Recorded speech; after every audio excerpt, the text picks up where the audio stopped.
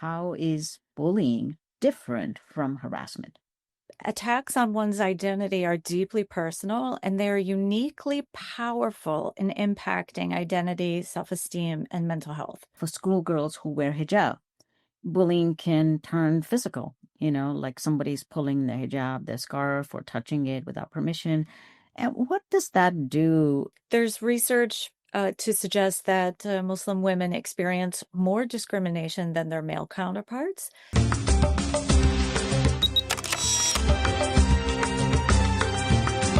You're listening to Wise Women with Daisy Khan, where faith rolls up its sleeves as a force for good, and where women define the future with wisdom and wonder. I'm Daisy Khan. Kindly subscribe wherever you get your podcast.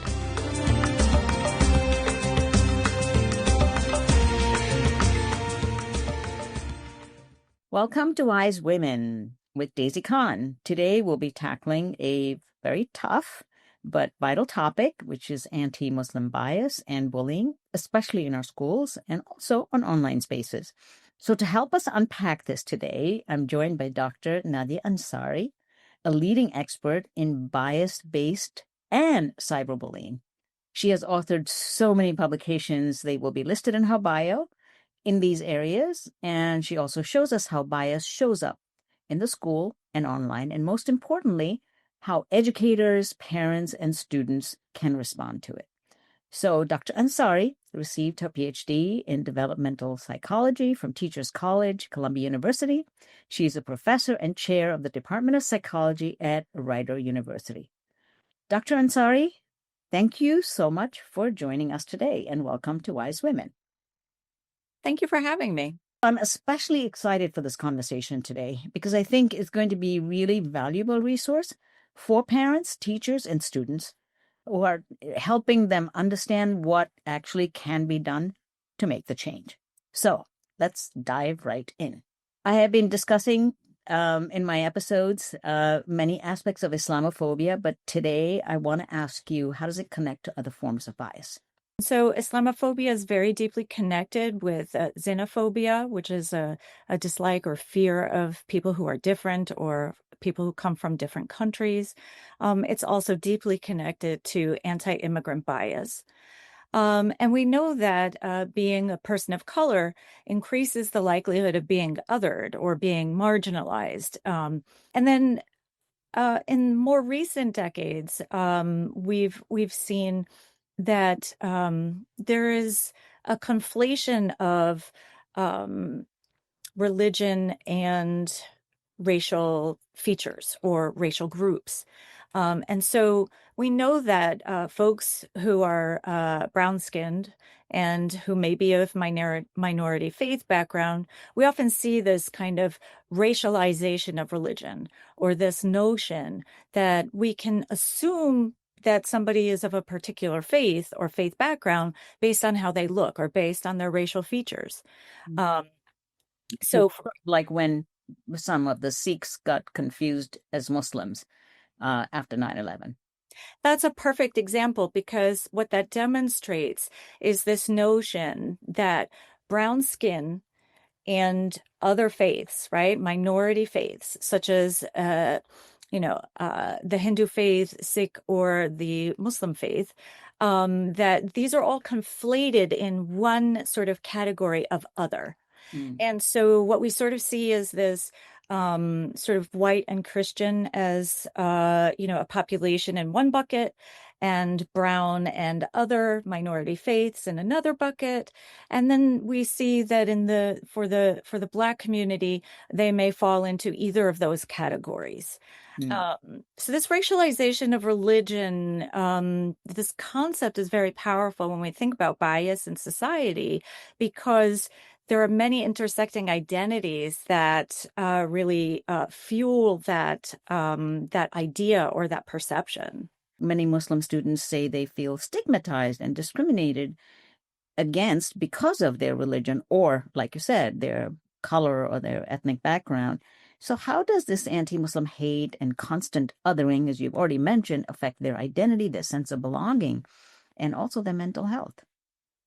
So that's such a complex question to unpack.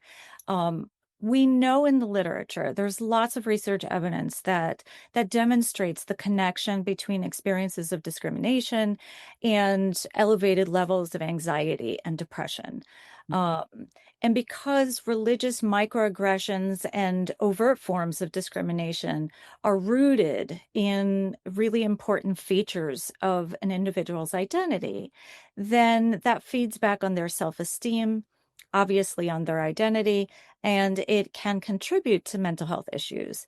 And then the other thing is that experiences of discrimination are often expected to reoccur. In other words, it's not an isolated incident. And what this can contribute to is a hypervigilance, a fear or anxiety that they will be targeted. And so there are very deep consequences for Muslim mental health as a function of the bias in society. Uh, in thinking about navigating a bicultural or tricultural identity, we can think of the concept of hyphenated identities. Yeah. So Muslim hyphen American. Navigating that hyphen, that metaphorical hyphen between two different identities or backgrounds can be very taxing. So, going to the next topic, I remember when I went to high school, because I came here as an immigrant and I was in high school. I was the only Muslim, the only brown girl, only foreigner, kind of like the outsider, you know? Um, and I remember kids snickering at me because, they said, "Oh, did she go to school on an elephant?"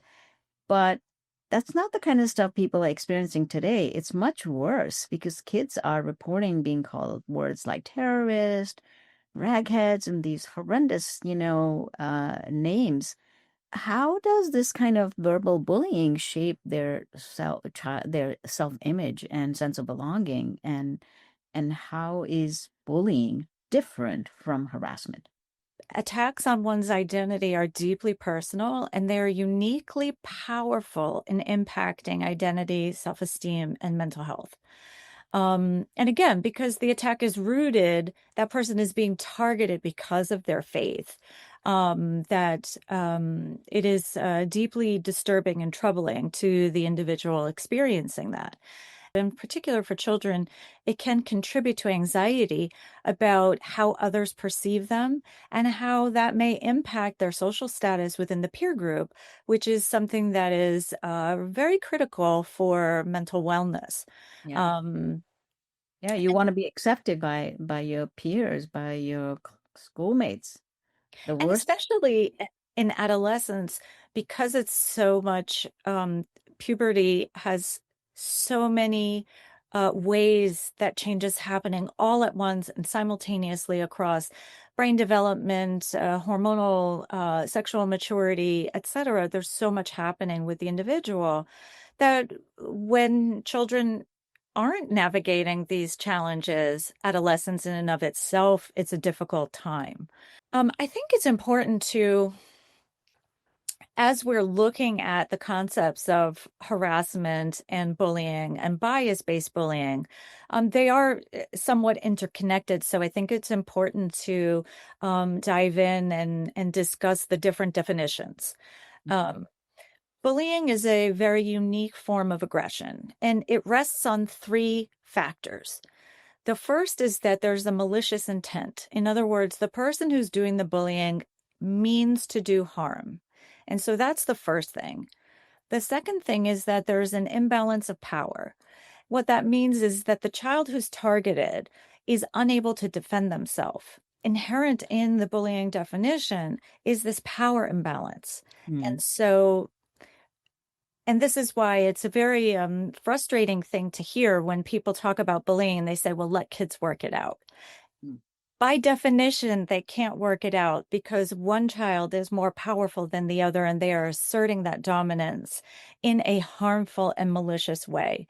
And that's why it's absolutely essential that when bullying happens in school, that adults get involved or diffuse, or peers get involved to try to diffuse the situation or to communicate the message that we don't do that here. So going back to the three factors that are absolutely essential for bullying, the first is the malicious intent, the second is the imbalance of power, and then the third is a repetition or persistence of the behavior. In Mm, other words, these individuals, sometimes it's just two, but sometimes it's many more. And then there are bystanders who sort of fuel the exchange.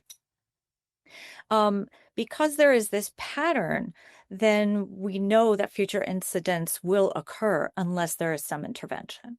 mm. So then what distinguishes harassment from bullying? So, bullying, it's an aggressive behavior that fits those three things. Mm, Harassment, by definition, it's more of a legal term, but harassment, by definition, is targeting an individual's identity. So that could be gender, sexual identity, immigration status, disability, etc. Any of these types of identities are protected classes. Harassment is this bothering of an individual with an attack on their identity, and so it's very severe. what kind of rates are you seeing on Islamophobic bullying for children in the K through 12 educational setting? I would say between those areas, we're looking anywhere from 27% to 50%. And so when you think about national averages, which hover around 19 to 20%, we're talking about potentially double, if Double. Yeah. if not more, Mm, for this particular population. So there is it is an at-risk population, and I think that now that we have some data about how common it is, um, educators, schools, workplaces need to have prevention programming, very intentional, evidence-based programming around preventing it. Um, and then, so in the that's in the K through 12 setting. We know much less about what's happening in the workplace.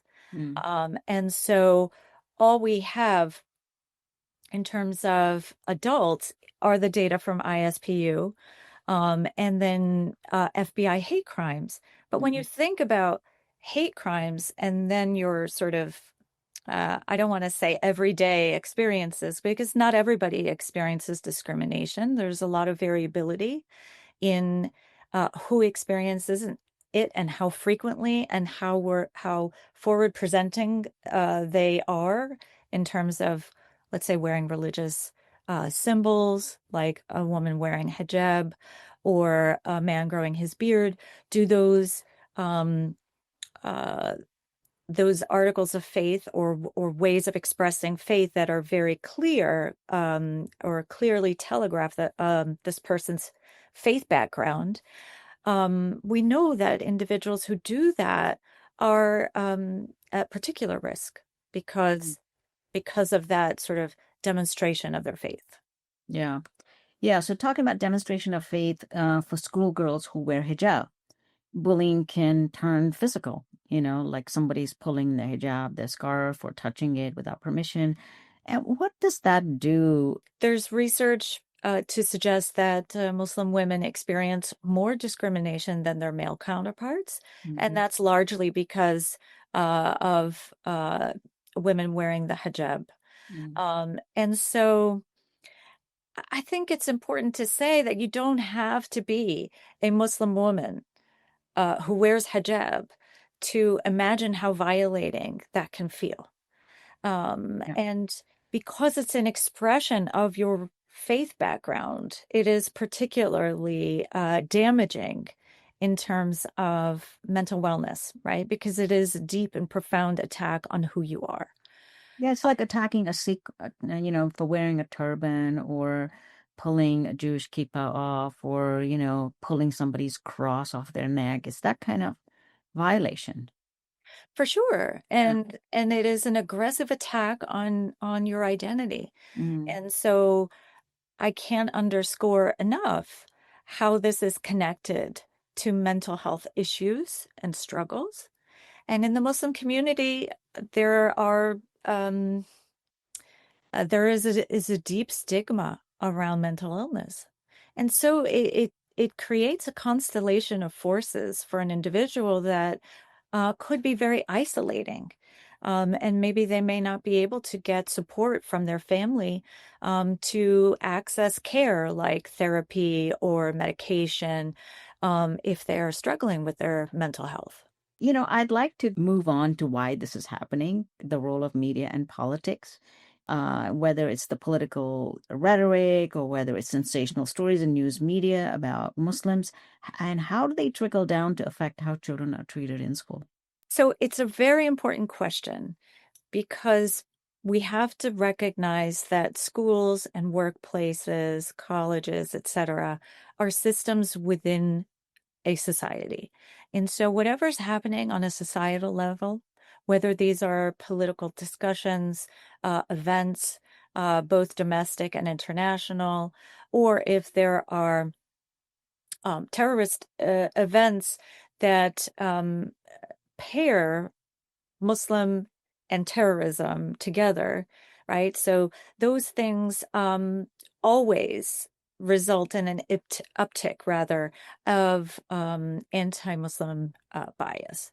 Mm. So in terms of the media's role in discrimination or increasing the rates of discrimination, the research suggests very high rates of negative media coverage about Muslims. So one study actually undertook an investigation to quantify what is the percentage of media coverage that is pertaining to Muslims, how much of that portrays them in a negative light. And they found that 80% of media coverage that was pertained to Muslims was negative. But I think that it's absolutely essential that we recognize that schools and workplaces are microcosms of society. So whatever is happening locally, it will impact those systems and people in those systems. If the antidote to isolation is belonging, what are some of the best practices for educational institutions and workplaces to build a sense of shared community, so colleagues and students can feel fully accepted from your experience? A lot of the work that I've done on bullying in schools has centered around prevention and intervention. Mm. I think that in order to move forward, we must layer on an intervention onto the prevention strategies that exist in an institution. Mhm. And I have publications that provide some guidance to educators and to school administrators in terms of what are the important pieces of an anti-bullying approach that is effective. Um, so much of those publications make three consistent points. The first is that the institution must have a whole school approach to addressing bullying. Mhm. In other words, bullying or anti-bullying messaging and anti-bias messaging is important not as a once in a year kind of assembly or as an afterthought, but as something that is infused in the curriculum, in events, celebrating multiculturalism, religious plurality, um, celebrating people who are different. That message has to be infused through all parts of the school. And at its foundation is a focus on social, emotional, character development. Mhm. And so if we teach children from a very early age that kindness is expected, that you have to understand that you are part of a community, and so your behavior impacts other people, and there are consequences when you misbehave, and that we must respect one another. And if we can celebrate differences along those lines, then we provide the foundation for a culture where there is an ethos of caring and respect and community. And so having that happen at all levels of the school. So messaging, inclusive practices, and celebrating diversity are really important whole school approaches. Very connected to that is a positive climate. What do I mean by a positive climate? When you walk in the school, how do you feel? Do you have a sense of safety? Do you have a sense of belonging? Is it chaotic? Is it disorganized? Is there a culture of allyship? Is there a culture of upstanding when bullying happens? In other words, is this the norm, right? Is it the norm for kids to intervene when bullying happens? Because when bullying prevention programs are effective, it's not the adults at school who are policing. It's the kids who are saying, we don't do that. Yeah. Don't treat this person that way. And that's far more effective than when an adult intervenes and says, we don't do this. So we've got the whole school approach, we've got a positive climate, and then, of course, teacher and administrator training.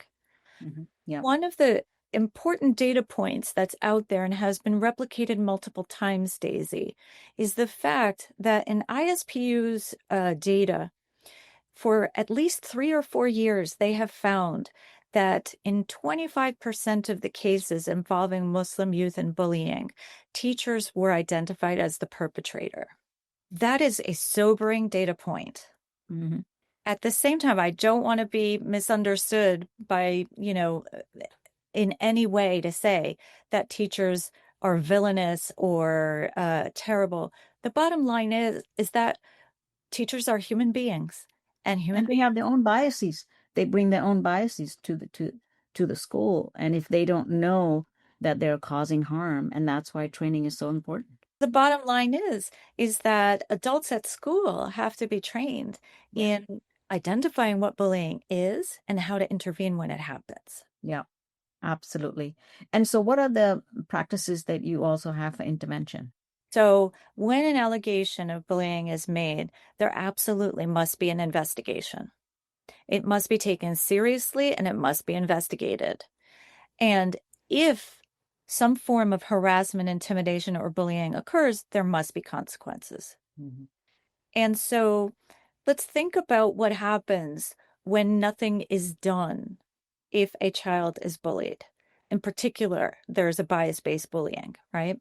So what message that sends, rather, is that you are not important and nobody cares about the harm done to you.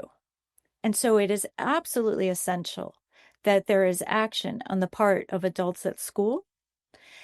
There are practices that have been shown to be more effective, like restorative justice, which requires that adults at school get involved and mediate a conversation between the child who bullies and the child who's been bullied, so that the child who bullied understands the impact of their behavior and has an opportunity, right? Because, and especially in cyberbullying, we don't see that, right? In cyberbullying, the reaction of the person who has been harmed sometimes is unknown, right? Because it's happening online, right? It could be happening anonymously. And so it's very important that that schools address these allegations. And another thing that I think is very important to stress is that we often think of children who are who perpetrate bullying as mean or badly behaving. We have to understand that aggression is often a manifestation of psychological distress. And so that child may be bullied, that have been bullied themselves in the past. They may have an abusive situation at home. And so asserting themselves in this way, or this overly, aggressive way, often is an indicator of distress. And so without judgment, it's important to get support for both the child who's been targeted and the child who's perpetrated the bullying. I just want to tell a kind of a personal intervention story, not my story, but a story I heard. So where a parent decided to teach their child how to intervene in a very creative way So there was this Muslim girl who was supposed to go to a birthday party of her girlfriend. And then day before, her girlfriend called her and said, "You're not invited to my party anymore." She said, "Why?" She said, "Well, because my mom said you're a terrorist." And so can you imagine these are two girlfriends, and the girl was so shocked and upset and, started, her grades are falling. She couldn't concentrate. She didn't even tell her mother. Eventually, her mother said, "What's going on? Something is happening." And so she confided in her mom. And her mom said, "Just because she told you that does not mean that that's who you are. Don't you know who you are?" And so she explained to her that she had to take some action. And this young girl brought everybody else together that had been bullied in this way or, overtly or harassed. And she created an entire initiative where they went to the city council, passed a piece of legislation to make their town Islamophobia free. So some students can actually take this bullying and harassment and turn it into an action that benefits all of society. That to me was an amazing initiative. Absolutely. And then think of the power of that story, right? Mm. There's a power imbalance. That's why it happened, Yeah. right?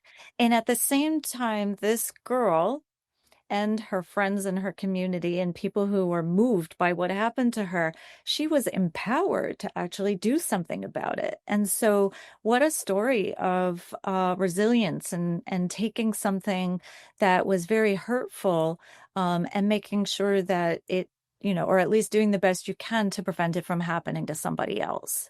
Yeah. So what a So, story. so when parents recognize when their child is being bullied, especially if the child, like I said, is too embarrassed to talk about it, what should parents do in this instance? So there's a couple of things that I want to address. One is that a lot of times kids don't tell their parents. And that's something that I found in my research quite a bit. And when I spoke to children about it, um, kids said that they didn't tell their parents for two reasons, or actually three reasons. The first is that they were ashamed. The second is that their parents are stressed, maybe because some of the kids said, "My parent is an immigrant and they lead a very stressful life, and I don't want to add to their stress." Mm. Right. So it's a very mature way of trying actually to protect their parents from the situation. And then the third is that some kids reported that they thought that it would make things worse if their parent came to school. And we look at that as a microsystem. You have a clash of your microsystemic, home life along with your school life, all sort of coming together. In your story, the young girl was able to tell her mom, "This is what happened. This is why I'm so upset."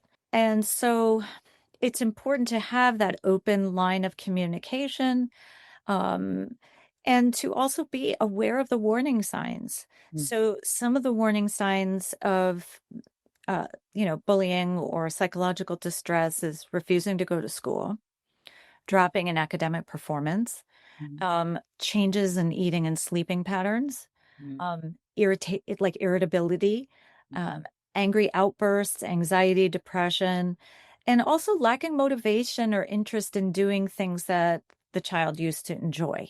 Mm. And so all of that are red flags that something is happening.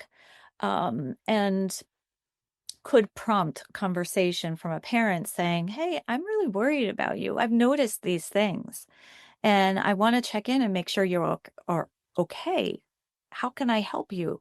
Can we talk?" Mm. Um, and so I think just making sure that those lines of communication are always open is very important. Um, and it's also important to do that without judgment or blame. Sometimes parents can be frustrated and say things like, "Well, you have to defend yourself." Right. And so the assumption is that, well, if you were stronger, this wouldn't happen to you.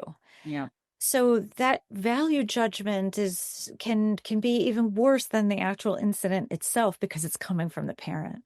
Yeah. Uh, and so that is a very important thing to consider. What should educators do when they recognize when a student is kind of disconnecting from all their support systems? I mean, to me, it's super important that they feel secure. And, kids need security. They need love. They need certain things in their lives. If they don't, they'll go somewhere else for it, right? For sure. And that's why teachers can be very powerful resources for kids because they interact with the child sometimes more hours in a day than the parent. Yeah. And so when they notice things, it's very important to communicate with parents.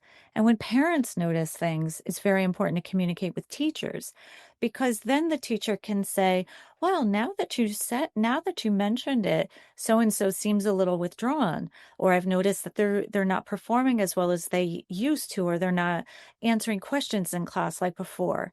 And so it's about building in buffers for a child because sometimes all it takes is a positive teacher who believes in a child who can help them to overcome some of the challenges that come with being bullied.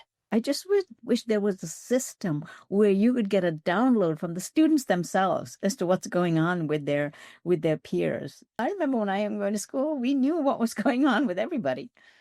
Yeah, and the thing is as kids move into adolescence, the influence of their peer group actually becomes more important than the influence from parents. Yeah. I don't want parents to think, oh, well, we're not important anymore, right? Of course you are. Yeah. But because of the separation that happens during adolescence from the parent, right? The child's becoming more autonomous and dependent. Teachers aren't communicating in the same ways they do in elementary school. The peer group becomes even more important. Yeah. So, as we try and wind down this conversation, I just wanted to ask you, are you hopeful about anything on Islamophobia or bullying? I love that question. I really do because we can focus on all the negatives in the world. But if we focus on the positive and we promote that positivity, I think it's contagious in systems, in schools, in workplaces, etc. So I am absolutely hopeful that we're seeing major strides in society. People are recognizing how pervasive and systemic bias is, how insidious it is. And people are recognizing that it's not just about my group, for example, right? It's not just a Muslim thing or a Jewish thing, or an anti-gay type of bias. They're all linked. They are all part of the same root cause. Mhm. And so I think that increasingly people are not tolerating this type of way of thinking and this type of dehumanizing and marginalization that comes with bias. And I think that people are increasingly desiring to live in a society where everyone is equal. Everybody wants to have access to opportunities to build a good life. Yeah. And we all want a peaceful existence and we want to be treated with respect and dignity, whether that's out in public or school or at work. And so I do think that there is a change. And your story, the story that you told of this young woman, people are being empowered to change and to demand equity and to Mhm. demand social justice. Mhm. And I think that that is an important message that we can all get behind. Yeah. Well, I can speak from my experience. I've been doing trainings on Islamophobia for many, many years, and the uptick of the demand for training was unbelievable. And a lot of it was coming from schools wanting to do trainings for their administrators, for their teachers, because schools just want to, like you said, promote this inclusiveness and, you know, because they are bringing the second generation into the world. Absolutely. And think about the resources that it takes to do that, right? It's time intensive, it's costly, but at the same time, it demonstrates a deep commitment to inclusivity and equitable educational experiences and contexts. And so that's very powerful. And that's why I brought you on, because this is going to be part of a resource that I will be sharing with all all the schools. That's perfect. Dr. Ansary, I wish we had more time to cover everything, especially cyberbullying, which is very important. So if you could just give us a little teaser on what cyberbullying is. Sure. So cyberbullying is using any kind of technology to cause the harm that we just discussed in terms of malicious intentional harm to somebody. And it's particularly unique because of the way that our technology is and how social media is.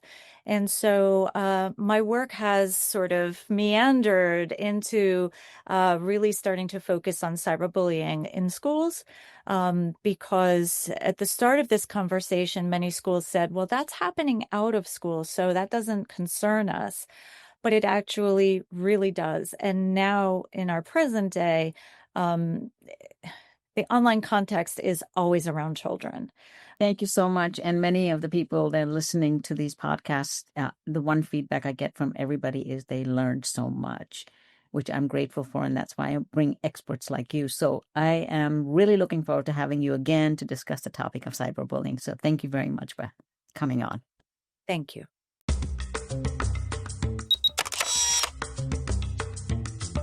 Thank you for joining me on Wise Women. If something stirred in you today, don't let it stop here. Share this episode with someone who needs it. Reflect on what resonated for you. And definitely plant one seed of change, however small. Remember, you do matter. And your actions have a ripple effect. But none of us can rise alone. To explore more resources and ways to get involved, do visit my website, daisycon.com. And don't forget to subscribe, rate, and leave a review, because every click is your way of amplifying this message to others. Wisdom isn't just heard, my friends, it's lived. So let's live it. Until next time, stay wise and stay rooted.